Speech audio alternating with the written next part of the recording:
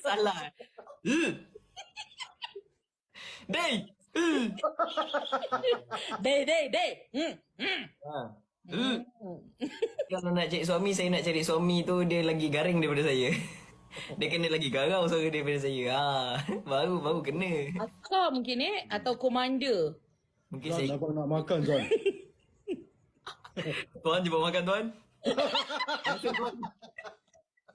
Dia bagi pinggan dah kosong kan, dia bagi. Masa tuan. Saya basuh dulu tuan. Tak nak tidur ke, Tuan? Tuan, tumpang tidur tuan. Tuan, dah duduk kat tubing katil kan? Tuan, izin baring tuan.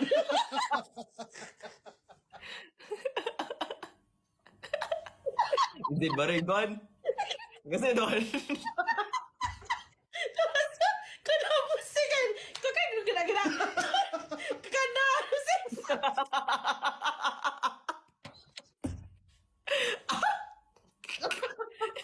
Dia punya... Kanan pusing. Zok. Zan. Tegakkan badan. Zan, salam raya. Macam mana salam raya pagi raya? Sampai raya. Sedih-sedih. Sampai raya tuan. Maaf tuan. Ada tak ikut koman tuan. Minta maaf tuan.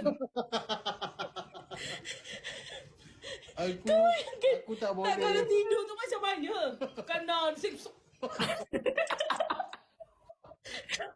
Tegakkan badan. Aku takut lumba berkeruh. Roh. Izin lawan tuan. Kroh. Tuan, izin bergerak tuan.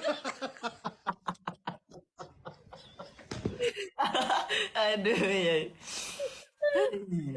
Berat. Jam, aku semput nak. Kanan, kiri. Kak, cuba tanya macam mana masa bersalin. Terperanjat nurse. Jangan ada kes macam ni dalam hospital kita. Budak Benar lagi. Oh, Ah! panggil Ustaz. Abang, sakit bang. Panggil suami. Doktor pula tak tahu. Doktor panggil Ustaz yang kerasukan. Tak pernah lagi orang mengandung bersalin kena rasuk. Tak ada.